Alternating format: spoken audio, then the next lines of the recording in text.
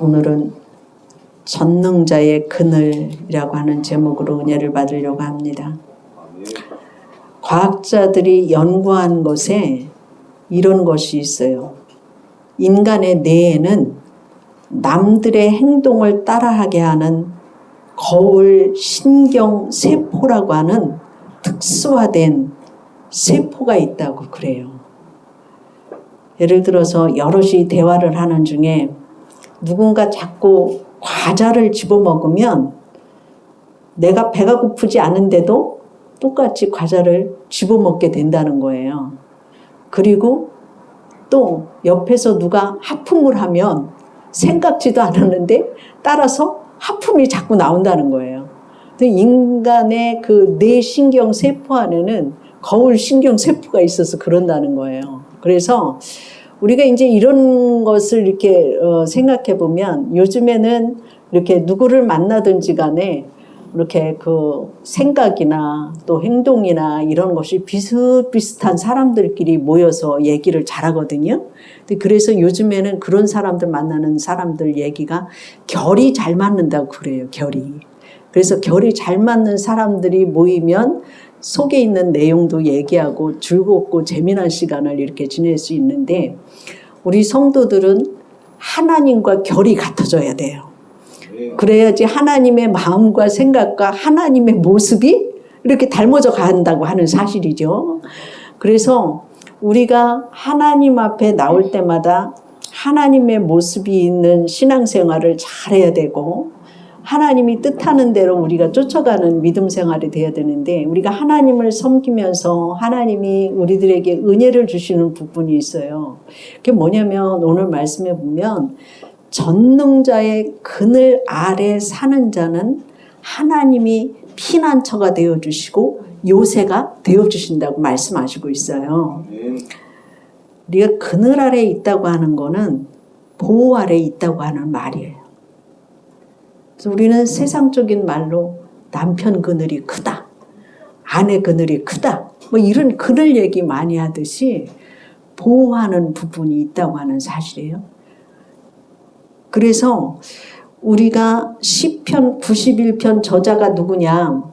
모세로 알려져 있어요. 모세는 어떤 사람입니까?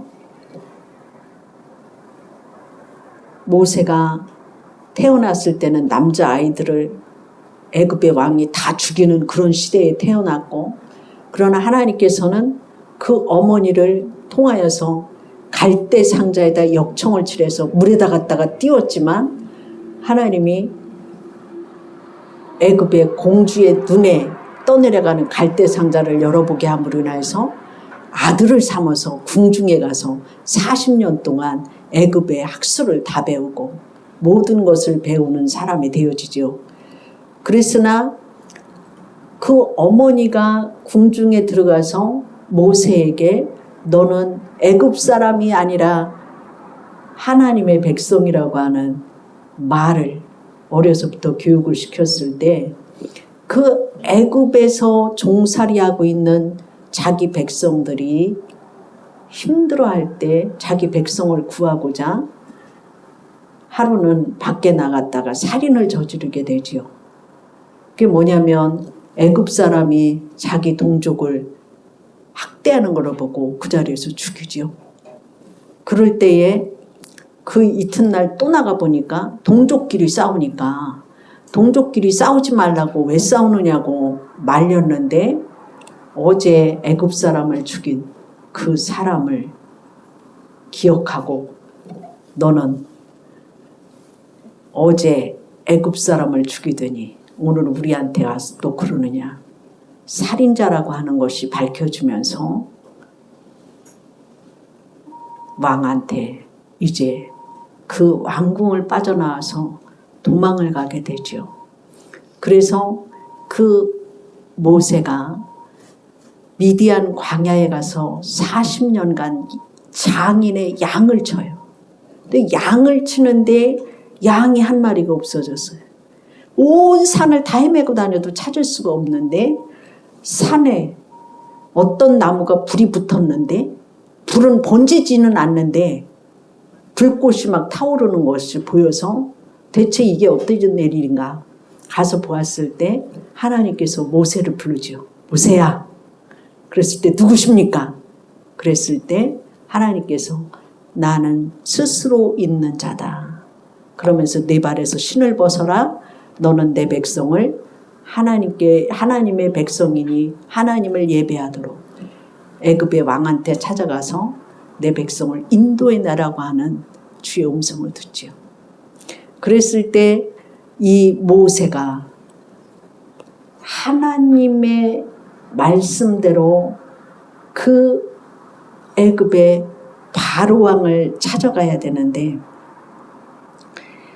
어찌 보면 우리가 생각할 때 성경에서 모세 얘기가 나오면 모세가 굉장히 안정적으로 편하게 산 것 같지만 그 인생에는 여러 가지 어려운 일이 많이 있었어요. 그는 피하고 싶은 것이 한두 가지가 아니었어요. 만나고 싶지 않은 것이 너무 많이 있었습니다. 하나님이 가라고 하는 애굽 왕한테 첫째로는 가고 싶지 않았어요. 만나고 싶지 않았어요. 그리고 수많은 백성을 이끌고 광야로 가야 돼요. 모든 것이 척박한 땅에서 이방 민족들은 공격해서 들어와서 싸움을 해야 되고, 백성들은 끊임없이 불평을 하고 원망을 하고 돌을 이루어서 모세를 치려고 하는 이런 어려움에 겪어 있었던 것을 볼 수가 있습니다. 그래서 모세의 삶에는 끊임없는 문제가 있었어요. 그 삶이 결코 안정적이지 않았어요. 그런 광야의 삶에서 모세가 모든 것을 견디고 이기고 나갈 수 있었던 것은 바로 하나님의 그늘이 있었기 때문이라고 하는 사실이에요. 우리는 광야와 같은 세상을 이겨 나갈 수 있는 방법은 우리의 능력이나 힘이 아니라 내가 지금 어디에 있느냐는 것이 중요해요. 하나님의 그늘 아래에 있으면 이기고 나갈 수 있다고 하는 사실이에요. 네. 그래서 바로 우리는 어떤 위치에 내가 있느냐, 이것이 중요하다고 하는 사실이에요. 지금 내게 해결할 그 능력이 없어도, 방법이 보이지 않아도 하나님의 그늘 아래에 머물러 있다면 우리의 삶에는 피난처가 되시고 요새가 되시는 하나님의 능력이 함께 하신다고 하는 사실입니다.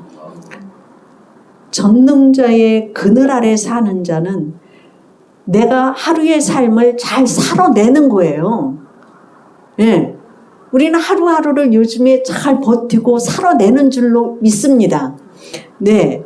그래서 우리가 정말 하나님의 그늘 아래 살면 어려운 일도 이겨나갈 수 있는 힘을 하나님이 주실 것이고, 하나님의 말씀 앞에서 내가 그 말씀을 따라서 갈 수 있는 힘을 하나님이 부어주실 줄로 믿습니다. 우리의 위치가 하나님의 그늘 아래에 있기를 주의 이름으로 축원합니다.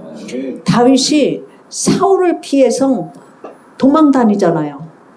동굴 속에도 가고 숲을 속에도 가고, 그 사울의 칼날을 피하기 위해서 날마다 오늘은 어디 가서 살아야 되고 내일은 어디로 피해야 되고, 이런 것이 그의 삶의 모든 부분이었지만 그가 고백한 내용 중에는 주의 날개 그늘 아래 이 재앙이 지나기까지 피하리이다, 이렇게 말씀했던 것을 볼 수가 있어요. 우리의 피난처는 주님의 날개 그늘 아래인데, 하나님의 지성소에는 법궤가 있었어요. 법궤라고 하는 것이 하나님의 말씀이었고, 그 말씀 위에는 그 덮개에 천사가 둘이 양쪽 날개를 펼쳐서 그 위에 있게 했던 것을 볼 수가 있어요. 법궤 위에. 천사들의 날개가 있는 그곳이 지성소예요. 주님의 날개 그늘 아래는 말씀이 있는 자리, 예배의 자리, 하나님을 가장 가까이에서 뵐 수 있는 그 자리가 주의 날개그늘 아래라고 하는 말이에요. 우리가 기도의 현장에 주의 날개그늘이 있고 내가 피난처 되신 하나님을 의뢰할 때에 주의 날개그늘 아래 살아가고 있다고 하는 사실이에요. 우리가 하루를 시작하기 전에 먼저 하나님께 하나님의 말씀을 듣기를 원하고 말씀을 피고 전능자의 그늘 아래 여러분의 삶이 있기를 주의 이름으로 축원합니다. 우리가 하나님의 그늘 아래 살 때 하나님이 우리를 건지시고 높이시고 응답하시고 또한 영화롭게 하는 축복을 주시는 것을 믿으시고 주의 날개 그늘 아래 살아가는 여러분 되기를 주의 이름으로 축원합니다. 두 번째로 보면 감사로 제사를 드리는 자가 하나님을 영화롭게 하나니. 여러분, 하나님 앞에 드려지는 예배가 감사로 올려지기를 주의 이름으로 축원합니다. 어느 교회에서는 하감스를 실천한다고 그래요? 하감스가 뭔지 알아요? 하감스 모르죠? 네. 하나님께 감사하는 일기를 쓰는 것을 줄이는 말을 하감스라고 그랬는데 그 교회에서 성도들이 그 하나님께 감사 일기를 쓰면서 많은 것이 변화되었다고 그래요. 하루에 하나님 앞에 감사한 일기를 5개, 10개 이렇게 늘려가다 보면 우리의 생각도 변화되어지고 삶도 변화되어지고 말씀으로 실천하게 되어지는 이러한 부분이 있더라는 거예요. 우리 삶이 하나님께 감사함으로 사는 삶이 감사로 드려짐으로 하나님을 영화롭게 한다고 하는 사실이죠. 우리가 다음 주에는 맥주 감사절로 드려지는데 우리가 한 주간 동안 하나님 앞에 감사의 일기를 쓰시기를 바랍니다. 특별히 영혼을 추수하여서 드릴 수 있는 맥주절기가 되기를 기도하면서 감사함으로 드리는 절기가 되기를 주의 이름으로 축원합니다. 감사는 어디서부터 시작되느냐? 생각에서부터 시작된다고 하는 얘기예요. 그렇죠? 내가 감사할 조건을 생각을 많이 해야지 감사가 떠오르지 불평을 생각하다 보면 감사는 들어가고 원망할 일만 자꾸만 생각되는 거예요. 그래서 감사라고 하는 이 어원이 생각에서부터 출발이 되어진다고 하는 어원이에요. 그렇기 때문에 우리가 어떤 상황을 만나도 내가 생각을 잘하면 감사를 드릴 수 있다는 거예요. 어느 중국 지하교회 목사님이 부잣집에서 공부도 많이 했어요. 걱정 근심 안 하고서 잘 살았어요. 근데 어느 날 복음이 들어간 거예요, 이 사람한테. 근데 예수를 믿으면서 이 사람의 마음속에 내가 주의 복음을 전하는 목사님이 돼야 되겠다. 이런 생각이 드는 거예요. 그러니까 이 목사님은 예수를 믿고 나서부터 고난이 시작됐는데 그 고난이 뭐냐면 지하교회 목사님이기 때문에 예배드리다 말고 공산당원이 와갖고 공안이 와가지고서 끌고 가서 고문을 시키고 죽이는 일이에요. 그러니까 중국의 지하교회는 우리나라의 믿음과는 비교할 수가 없는 곳이에요. 아무도 모르는 곳에 와서 찬송가를 막 부르고 싶어도 공안이 언제 올지 모르기 때문에 조용히 드려야 돼요. 그러면은 교인들 몇 명이 예배드리다 말고 설교하는 사람을 끌고서 나가가지고 고문시키고 죽이는데 그 다음 주에는 안 모일 것 같아도 평신도가 일어나서 다음 주에 또 설교하는 거예요. 그러면은 공안이 또 와서 또 잡아가요. 그러면 예배 끝일 것 같아도 그 다음에 또 다른 성도가 일어나서 기도하고 말씀 전하면서 또 잡혀가요. 이것이 연속되어지면서 중국의 복음화가 되는 거예요. 그러니까 진짜 믿음을 가진 사람만이 지하교회 생활을 하는 거예요. 근데 이 목사님이 지하교회 섬기다가 공산당원한테 끌려가갖고서 이제 수용소에 들어간 거예요. 그 수용소에 들어갔는데 거기에서 수용소에서 일을 시키는 일이 있었는데 그 일이 뭐냐면은 인분 퍼내는 일이었어요. 인분 퍼내는 일. 근데 인분 퍼내는 일을 직사각형을 2m 깊이로 깊게 땅을 파가지고서 인분을 퍼다가 거기에다 놓고서 썩히는 일을 하는 거예요. 그러니까 이 목사님이 호강만 하고 살다가 어느 한 날 인분 푸는 일을 하니까 얼마나 힘들겠어요.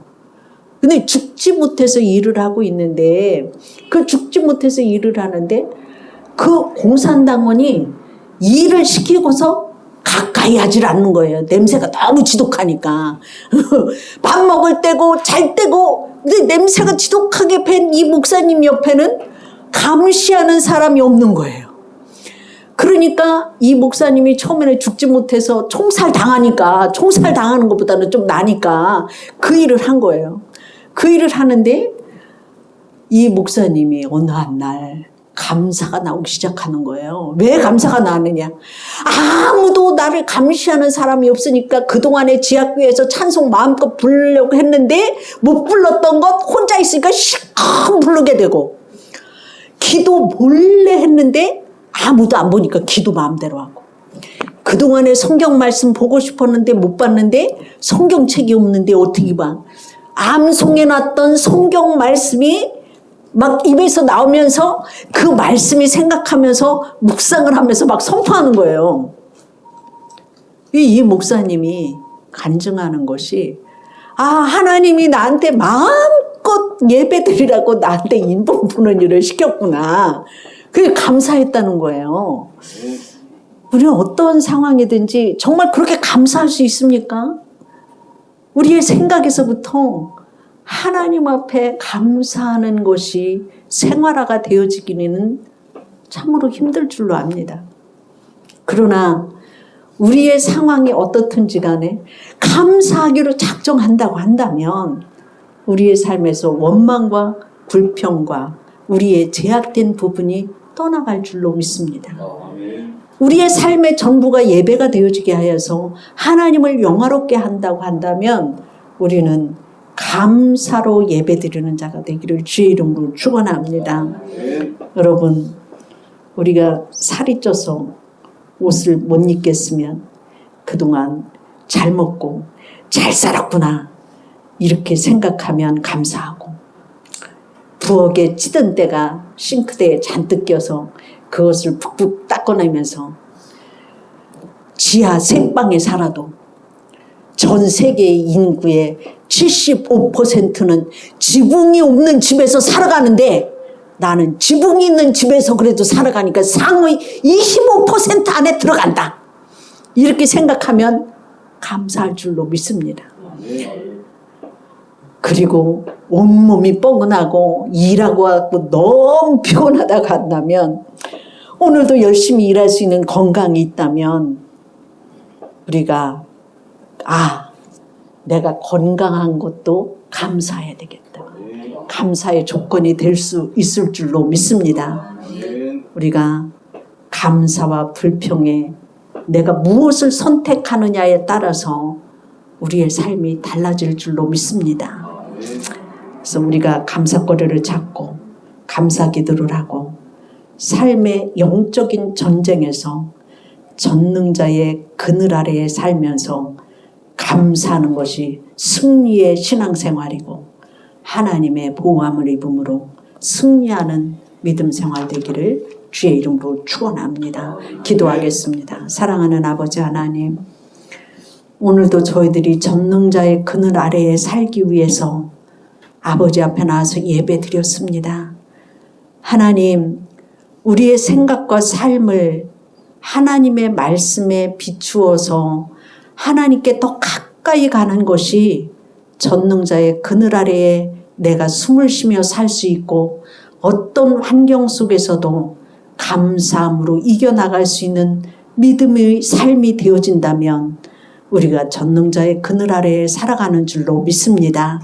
아버지, 우리가 전능자의 그늘 아래에 살기 위하여서 예배드리고 말씀을 듣는 자리에, 기도의 자리에, 은혜의 자리에 있게 하셨으니 감사합니다. 우리가 은혜의 자리에 있을 때 우리를 보호하시고 우리를 들어 써주시며 우리의 기도를 응답하시며 하나님께 영광을 돌리는 삶으로 아버지 하나님의 축복을 받은 자로 구원의 자리로 이끄시는 그 은혜에 감사하며 살아가는 전능자의 그늘 아래 삶으로 우리의 삶의 전부가, 우리의 평생 전부가 그 나라에 이르기까지 함께 하시는 주님의 축복 속에 살아감을 감사하며 살아갈 수 있도록 도와주시옵시고 믿음의 자리에 있게 하여 주시옵소서. 감사하며 예수님 이름으로 기도드립니다. 아멘.